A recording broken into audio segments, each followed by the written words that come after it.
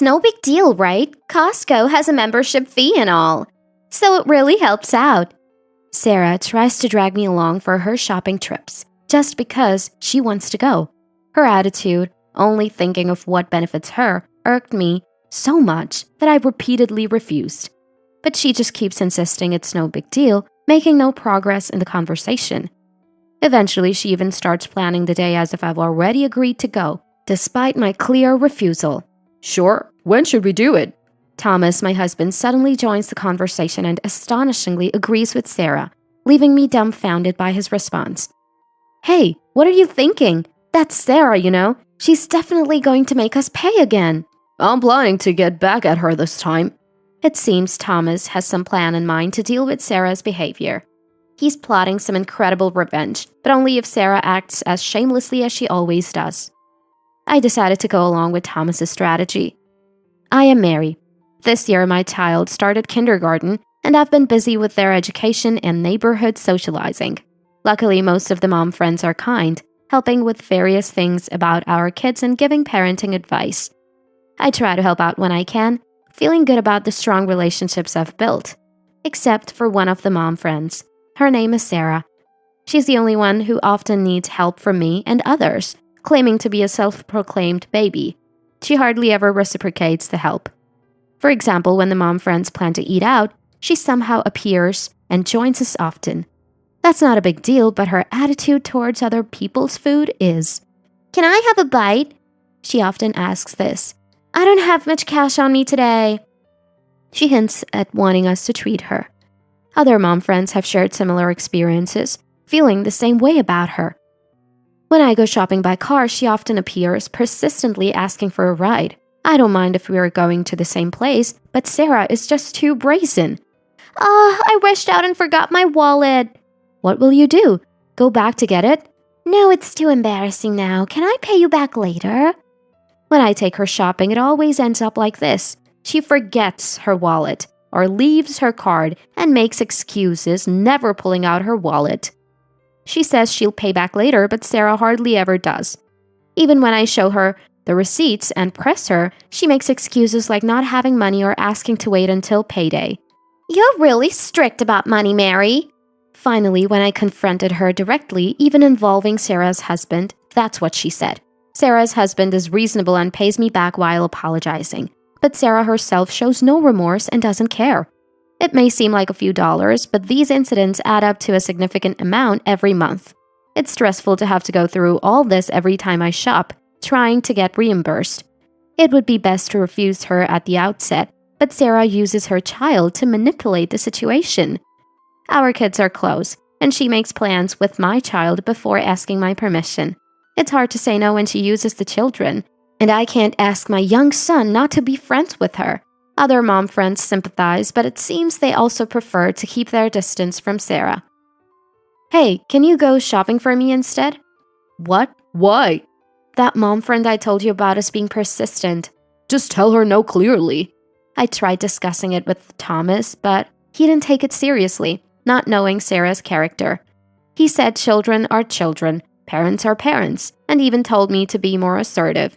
Wondering what to do, one day Thomas came home looking extremely tired. I thought it was work-related, but it turns out Sarah had cornered him as he was going to his car. Thomas, perfect timing. Can you give me a lift on your way? While waiting at a traffic light, Sarah spotted our car and approached him. She tried to force her way into the passenger seat, not even considering Thomas might refuse. When Thomas refused, she threw a fit, screaming and calling out Thomas's name in the middle of the road, trying to call him back. It's crazy to yell like that on the street. That's what I've been telling you. Sarah is a handful. There's a limit to being a handful, right? Then she even asked for travel expenses. It turned out to be a terrible commute for Thomas, with many traffic lights, making it hard to shake her off. After dropping her off, I wondered where Sarah, without any travel money, was planning to go. Thomas, finally realizing the extent of Sarah's selfish behavior, was completely worn out. What is she really thinking? That's why I wanted you to do the shopping. Even with me, she doesn't care, huh? Thomas looked bewildered, at a loss about what to do with Sarah. I was also at my wits' end. Then one day, Sarah approached me with a suggestion. Hey Mary, I've been wanting to go to Costco. Is that so? Want to come with me? It's cheap and cost effective. Do you go there often? No, I'm not a member. Sarah's sudden proposal left me giving non-committal responses. She seemed quite knowledgeable about Costco despite not being a member.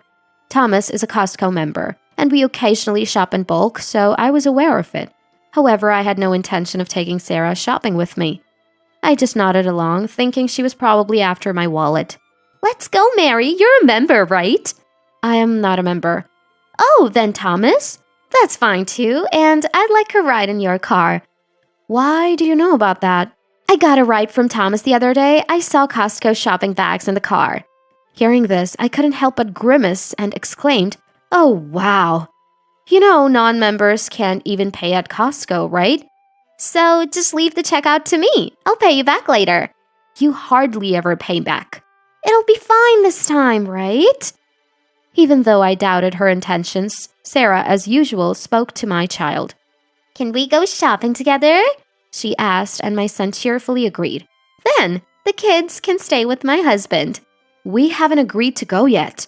Come on, it's fine, right? Costco has a membership fee, and it helps.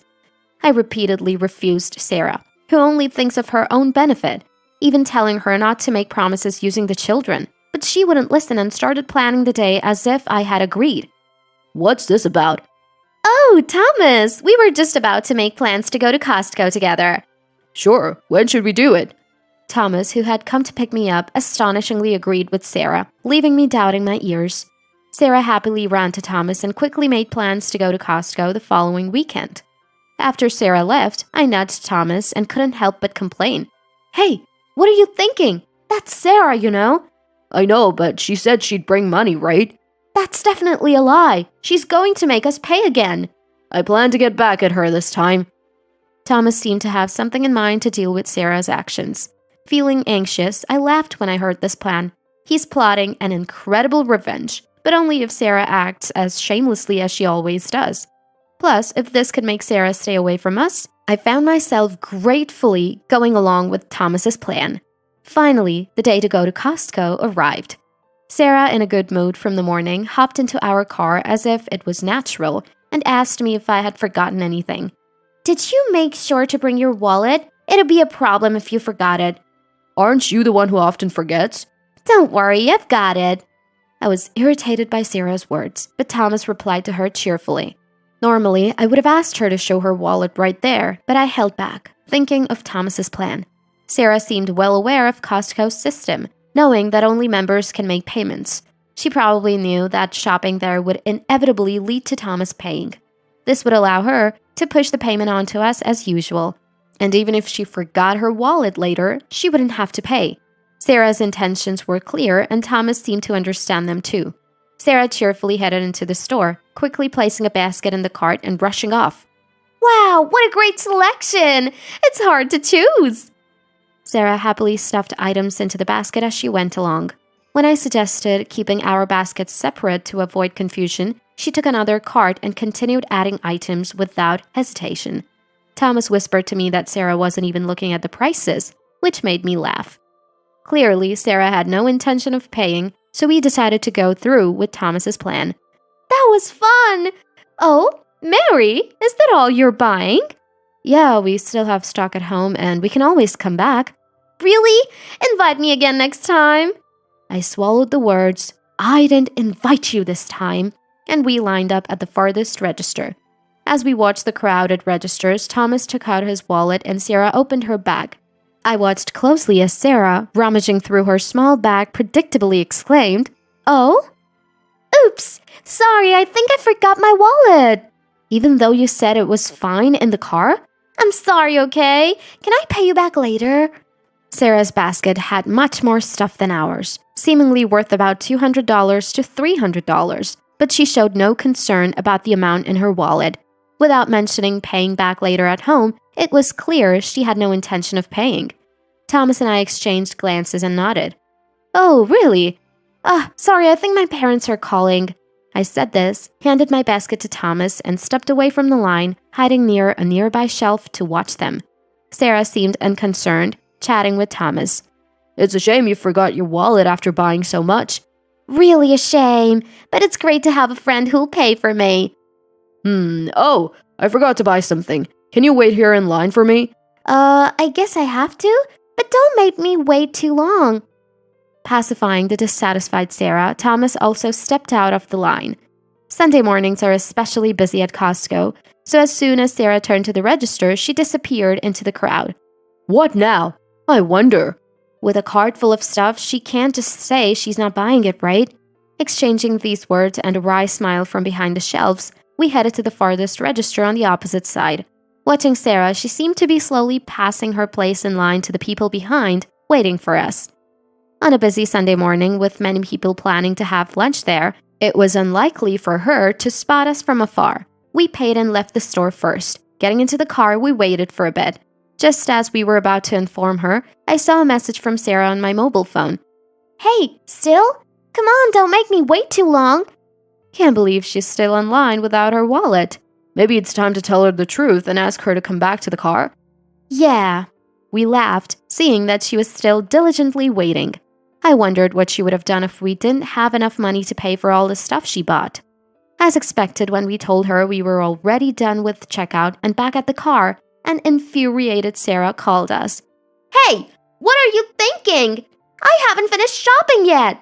If you don't have your wallet, you can't shop in the first place. Come back soon. Don't be ridiculous. Stop joking and come back to pay. We're not paying. Do you have any idea how much money you've made us spend until now? The back and forth continued for a while, with Sarah insisting I should pay since I brought her. Eventually, Thomas got fed up before I did, saying if she didn't want to go home, it couldn't be helped, and he started the car. When Sarah asked how she was supposed to get back, Thomas said she'd be just fine. Maybe she'll just force herself into someone else's car? Thomas joked, still holding a grudge for her suddenly getting into our car before. Despite my repeated warnings that we'd leave her if she didn't come back, Sarah wouldn't listen. I felt bad about leaving her, but there was nothing more I could do after being pushed to this point. She'll figure something out, I thought, and we left the store. The next day, I heard Sarah somehow got back by taking multiple buses. While Thomas laughed about her actually having her wallet, an angry Sarah showed up at our house looking furious. You left me and I couldn't even shop. That's terrible. It's your fault for not bringing any money to shop in the first place. Still, who leaves someone behind? You could have just paid. And let you skip out on paying, like always? You always say that. Mary, you're really stingy about money. She kept yelling her selfish arguments, angry that I didn't pay this time. She even demanded compensation for being hurt, causing a scene at the front door. What's going on? Why are you shouting? Oh, Jessica, listen! Mary was terrible to me. It was Jessica, a chatty mom friend who happened to pass by. Sarah, seeing her, smirked nastily, probably planning to tell Jessica how awful I was and spread it around the neighborhood. Mary said she'd take me shopping, but then left me there. Oh? Isn't that the story where you forced yourself into a promise? What? No! Mary said let's go! Who invites someone who always forgets their wallet and expects others to pay? Well... And then you tried to get someone to pay again and got left behind? That's what you deserve! Jessica, instead of spreading the rumor, pointed out the truth, leaving Sarah speechless. I had already talked to Jessica about what happened yesterday, pretending to seek advice, anticipating that Sarah would spread lies. After being scolded by Jessica, Sarah left with a red face. Jessica, saying it was a disaster, seemed a bit amused. She'd probably talk about Sarah's actions around the neighborhood. Following that, Sarah couldn't correct the story, and her misdeeds quickly spread, thanks to Jessica. Sarah tried to gain allies but ended up spreading too much herself and didn't receive help from anyone. Instead, she was criticized and became more isolated in the neighborhood. It's all your fault! Even though I felt leaving her behind might have been too much, Sarah continued to blame me. She was scolded by her husband and started avoiding me. People who were tired of Sarah's behavior said I did well, so I hope this is settled now. Because of Sarah, I had been distant from others, but this incident helped me become friends with those I couldn't get close to before. We started going shopping together, of course paying for our own items. We've built a good, reciprocal relationship.